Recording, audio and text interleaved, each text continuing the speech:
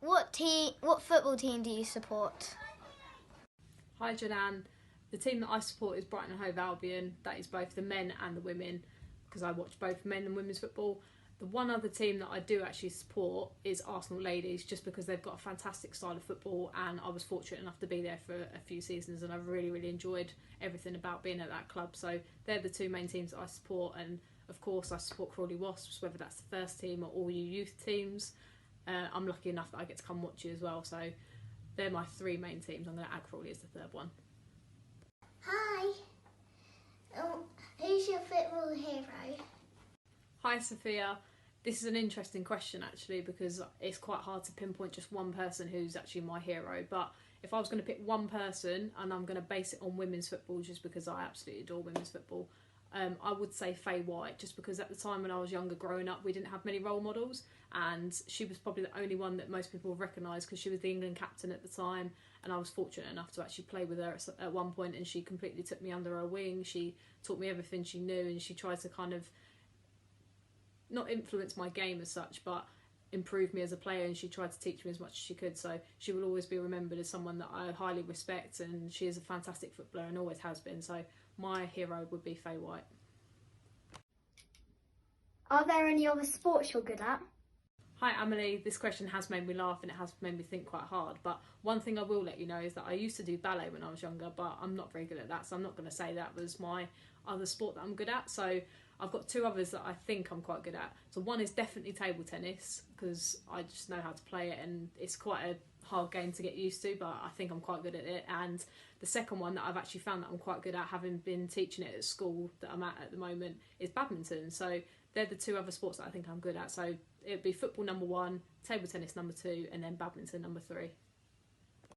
Hi, my name's Chloe. I play for the under-9s team, and my question to Naomi is, how old were you when you started playing football? Hiya Chloe.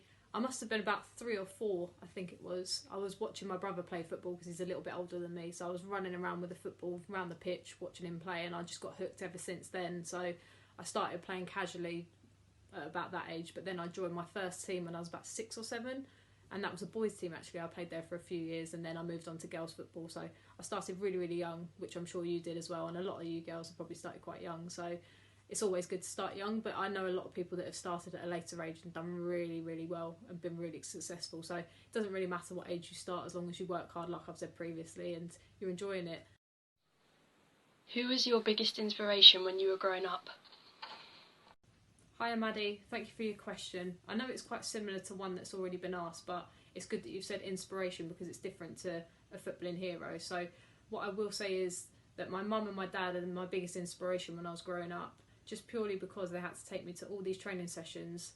We had to go straight from school, we had to drive over 2 hours away. They were basically giving up their time from work to travel me to football, so that was quite a big sacrifice for them to do, and that was really nice for me to see at a young age, that my parents would actually give up a lot of their time for me to pursue what I wanted to do as a career. So they're definitely my inspiration. They always will be for that, and I'll be grateful, and I hope that when I'm older that I'll be doing the same for my children or my relatives in that situation. Naomi, what's your favourite match you've played in? Hiya Anya, this is a really good question actually. I've played in loads and loads of games that I've thoroughly enjoyed, but there's one that will stand out for me just purely because of the occasion that it was. That is my England debut. I played out in Denmark for England under 17s, and I was lucky enough to have my mum, dad and my brother there to see me walk out, do the national anthem and play for my country. So that will always be my favourite game. I don't think any game will be able to top that, to be honest. Did you play a different position when you were younger? Hi Mesa, this is another good question. I get asked this a lot, to be honest. I used to play as a striker, so I used to play up front, scoring all the goals for the team. Then a few years later I got moved to centre back, so I was playing from a striker to then a defender. I then moved from right back to left back to right midfield. Now, as you know, I'm playing centre midfield for Crawley, so it just shows that you do eventually play every single position, and it doesn't really matter whereabouts on the pitch I get put, I will always put a shift in for my team. So I think that's quite important actually, that you don't get stuck in one position. You need to become a bit of a versatile player, that the manager feels like they can rely on you to go and play in a different position. That's always something important to take on board.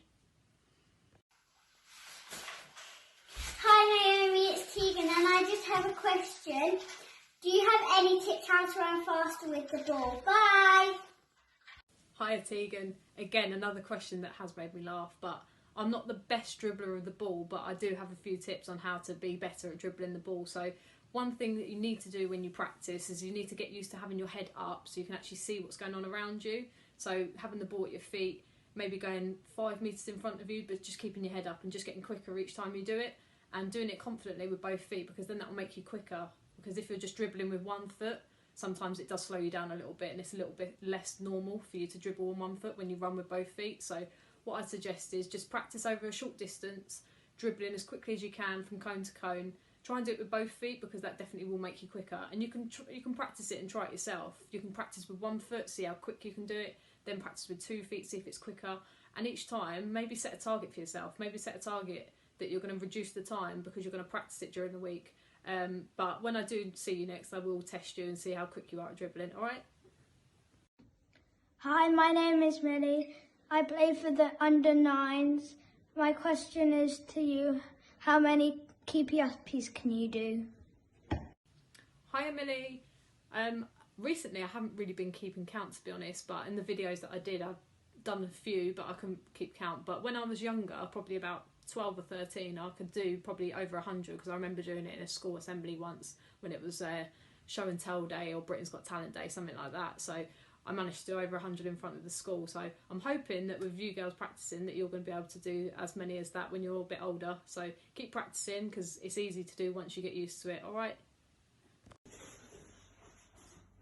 Hi Naomi, it's Elodie. How many goals have you scored for Crawley Wasps? Hi Elodie. I think this season, if we're going to go just on this season, I've scored 12 goals, and I believe that 7 of those have been penalties. So I'm lucky enough to be the penalty taker, and I scored all 7 of those penalties when asked upon, and then I've scored 5 from open play this season. But I've been at the club now for 3.5 years, and I'm not too sure how many I've got overall, but for me it's not all about scoring goals, it's about assisting your teammates, and it's about other people scoring goals as well. So I'm just pleased if anybody scores a goal, but I'm fortunate enough when I do score, and luckily at the end of the season that's just finished, that I've finished as top goal scorer. So this season I've scored 12. What made you start playing football, and did you always used to play with girls, or at any stage did you play with boys? Hiya Chloe. I remember just really enjoying playing football, and there was no specific reason why I actually started playing, and no one really pushed me into it. I kind of fell into it essentially, and like I've said previously, I did play for a couple of boys teams before I moved to girls football. So I played for 2 boys teams. I played for my local team Patcham, then I played for Hove Park, and I was fortunate enough to actually get picked for the Sussex boys team, and I was the first girl to do that. So I'm hoping that they still allow girls to get in that system, because it was quite a fantastic opportunity to see other people's faces when I turned up to play a Brighton boys fixture, as it was called, and I was the only female there, and I'd start the game and I get a couple of goals. So that was quite fun to see their faces when they were doing that. So what I find as well that is quite interesting and quite good for you lot is that you actually get to play against boys nowadays, and that's a fantastic opportunity for you girls to develop, and I hope that continues for a long time. Hi, I'm Megan and I play for Southwater Royals under 13s. How does it feel to play for England? Hiya Megan, this is a really nice question that you've asked. If I can remember correctly, every time that I managed to put on an England shirt, it just filled me with really, really immense pride that I was representing my country, and it's a kind of happiness that you wouldn't feel anywhere else. You just are so proud to be in that moment, and all I was doing throughout the game was probably smiling and just feeling really, really happy that I was actually involved and chosen to represent my country. So as long as feeling really, really proud, that it's just the most surreal feeling to actually represent England and put on that shirt. So I'm hoping that one day that some of you girls that I've actually had contact with or been involved with, that you get the opportunity to experience those kind of things that I have done at such a young age. Hi Naomi, what advice would you give someone that wants to be a professional footballer? Hi Heidi, thanks for your question. The best advice that I can give to anybody that wants to become a professional footballer is to work hard, because that counts for whether that's training or games, and you have to be enjoying your football, because if you want to have a career that's going to last probably 20-30 years, you're going to have to enjoy what you're doing day in, day out. So They'll be the two main things for me, that you've got to work hard, whether that's in training, in games, or whether that's weaker aspects of your game, parts of the game that you're actually really good at. You just work hard regardless, and that you enjoy your football, which all of you do, because I've seen you girls do it and you get on really well as a team. It's the same goes for the first team as well. So they're the two bits of advice that I'll give you. Do you think women's football will reach the level of men's football, and what do you think needs to change to get there?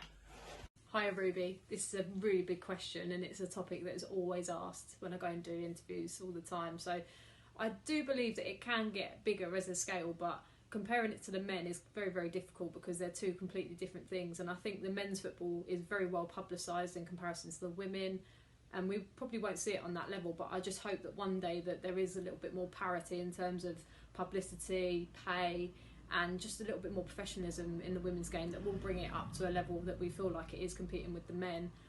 And that is the way that I think it's going to be done. And I think, especially for you girls at a young age, it's fantastic that you've hit this road where it's on the way up, and by the time you get to my age, hopefully it will be in a better place than it is now. So unfortunately for me, I think I've missed the wave a little bit, but it's great that we can pave the way for you girls to get into that professional game, and we hope that it's at a better level than it is at the moment. Hi Naomi, hope all is well. My question is, if you could go back in time to change one thing in your footballing career, what would it be? Hi Izzy, it would be quite cool to actually have that opportunity to turn back time, and I don't have that many regrets. However, there's one moment that I do remember that I would like to go back and change, and that would be when I was out in Estonia when I was playing football, and I injured my knee at that time and I was out for about 1.5 years. However, I wouldn't change any other aspects of football, because from that I've actually learned how to adapt and how my body reacts to getting injured, and I've actually made a career as being a physio as well alongside that. So things always happen for a reason, and it's very difficult to look back on adversities like that and be happy for them happening. But for me, it was a good thing because it's tailored the way I am now. But in terms of my football career, it could have been a little bit different if I didn't get injured at that time. So that would be the moment I'll go back in time and change.